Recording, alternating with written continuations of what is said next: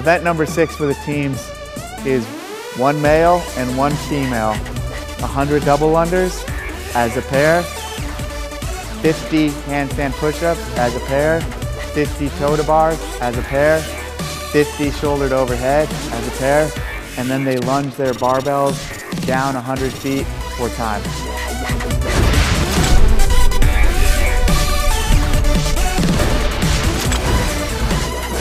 Event number 6 for the team starts with both athletes on the green starting mat. On 3, 2, 1, go, they step off, and the first athlete completes 50 double unders. 49, 50. The second athlete then completes 50 for a total of 100. Once they finish their double unders, they both crawl under the wall. They both kick up. One athlete holds while the other athlete works. 1, 2, 3. Every time they switch, the other athlete has to complete at least 1 rep. 1, 2, 3. Once they finish their handstand push-ups, they move to the toe-to bar. One person is hanging while the other person is getting their set in. Once this person stops his set, they must switch.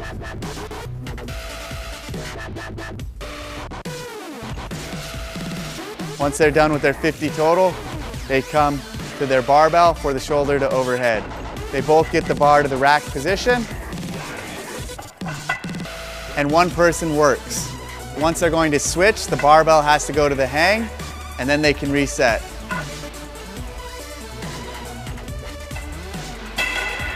Once they finish their 50 shoulder to overhead, they advance their bars to this line, put it in the front rack position, and start their lunge from here. Once they get to the other side, the first athlete crosses the line, drops his bar.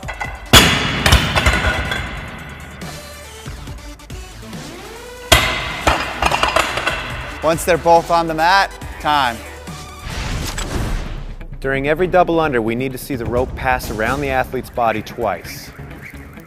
The rope must be moving forward, and any missed attempt will not count. Every repetition of handstand push-up begins when the athlete kicks up into a locked out position. From there, the athlete must touch their head to the mat and return to a fully locked out position with the heels on the wall. Every repetition of handstand push-up must be performed with the palm of the hand clearly inside the taped mark. The fingers may spill over the edge, but as soon as the palm touches the white line, that's a no rep. The feet must also remain inside the width of the taped mark on the floor. Kipping is allowed, but we must see the athlete return to the locked out position with the heels clearly on the wall. A common no rep will be seen when Julie does not have her head touch the mat. That's a no rep. If Julie's head touches the mat but she fails to get lockout, that's a no rep. If the feet extend beyond the taped line, that's a no rep. If Julie's heels come away from the wall before she hits extension, that's a no rep. During the team event, both members of the team must achieve a fully locked out handstand position before one member of the team starts their repetitions.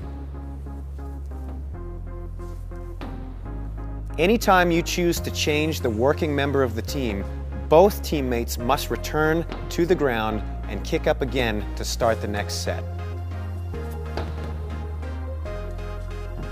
If at any point the second team member is not holding the handstand, the repetitions will not count. When the teammates choose to switch the partner that's working, both teammates must come off the wall and the next person must complete a successful repetition before switching back to the original person. Tommy has failed his rep, so he must complete a repetition before Julie can begin doing handstand push-ups again. Come down. Now Julie can kick back up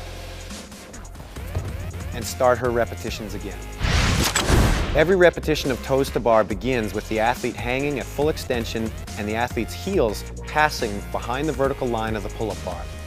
The repetition finishes when both feet make contact between the athlete's hands. Any part of the athlete's feet may make contact between the hands. However, a miss of the pull-up bar is a no rep.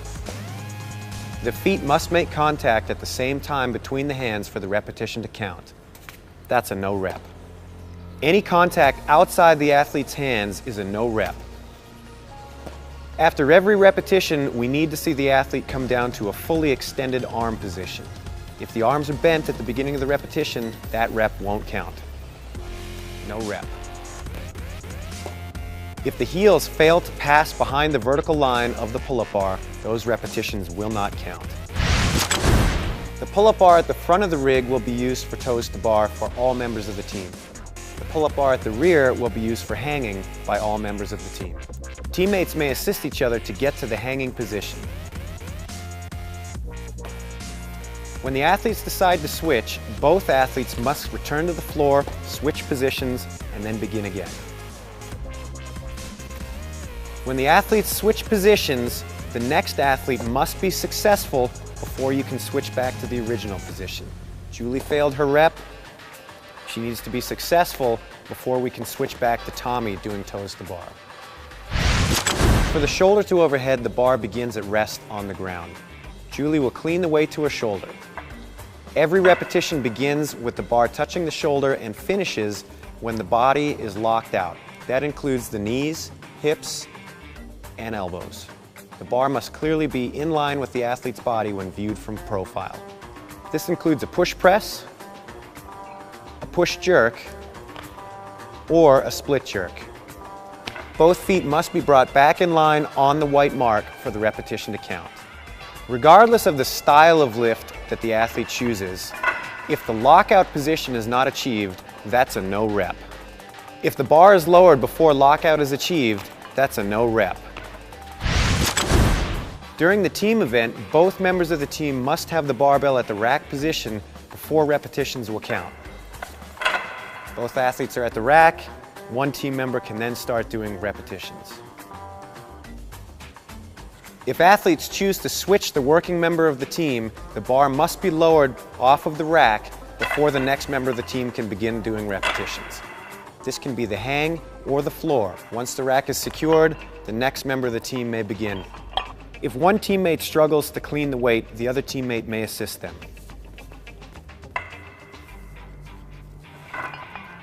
However, that teammate may not perform repetitions until the second teammate has their bar at the rack. During every repetition of lunge, we need to see the trailing knee touch the ground and the knee and hip reach full extension before the next step is taken. Lunges must be performed with the barbell in the front rack position.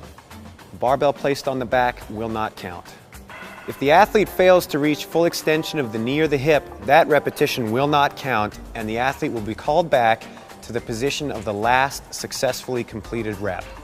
If the athlete fails to touch their knee to the floor, that repetition will not count and the athlete will be moved back to the start of that repetition. The athlete must lunge the weight past the designated line and lock out the last repetition before lowering the barbell. Then the athlete must get to the finish mat. Both feet must be on the finish mat before time is called. For team event number 6, the minimum work requirement is 1 successful handstand push-up from each member of the working pair. The time cap for this event is 15 minutes.